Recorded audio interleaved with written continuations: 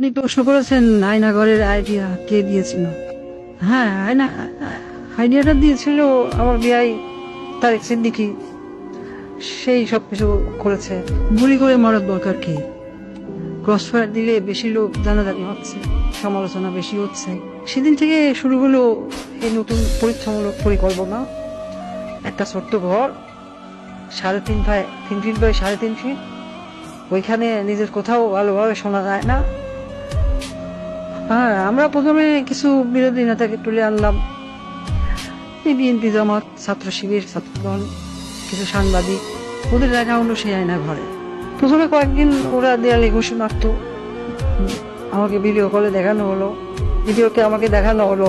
ওরা দেয়ালে ঘুষি মারত, দল্লা ঠেলে বের হওয়ার চেষ্টা করছে।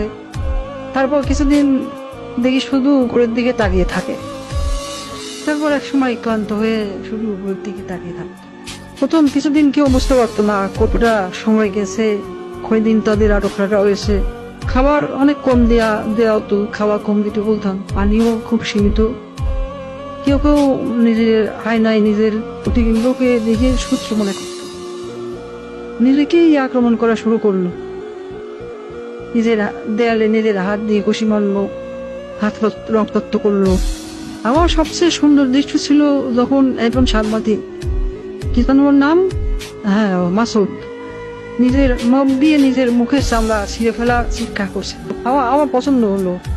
সারা দেশে আরো বেশ কিছু এরকম আয়নাঘর বানালাম। যুদ্ধপরাধী রাজাকার ছেলে মেয়েদের সেখানে বন্দি করতে বললাম।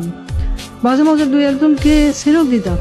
ফিরে এসে কেউ কিছুই বলতো না, ওইভাবে বলে দিয়েছিলাম যেন কেউ মুখ না খোলে। ব্যাস, সাপও মরলো না, লাঠিও ভাঙলো না। মানুষ ভাবলো যান বাঁচাতে স্বেচ্ছায় আত্মগোপন করেছিল, কিন্তু আমার আসল শক্তি ছিল প্রচারণায়। আমার দলের নেতা কর্মীরা তারাও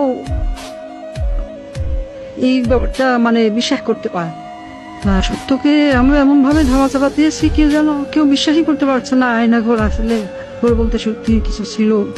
আমি হাসলাম, কারণ কেন জানেন, একবার যদি সত্য মিথ্যাকে আর মিথ্যাকে সত্য বলে চালিয়ে দেওয়া যায়, তাহলে আর কিছু করার দরকার নেই। মানুষের মনে সন্দেহ ঢুকিয়ে দেয়াই যথেষ্ট। আমার বাবা বলতেন, একবার যদি কেউ নিজের চোখে দেখা জিনিসকে সন্দেহ করতে শিখে, তবে সে নিজের জীবনের উপর বিশ্বাস রাখে না। তখনই তুমি তাকে সম্পূর্ণ দখল করে দিতে পারবে।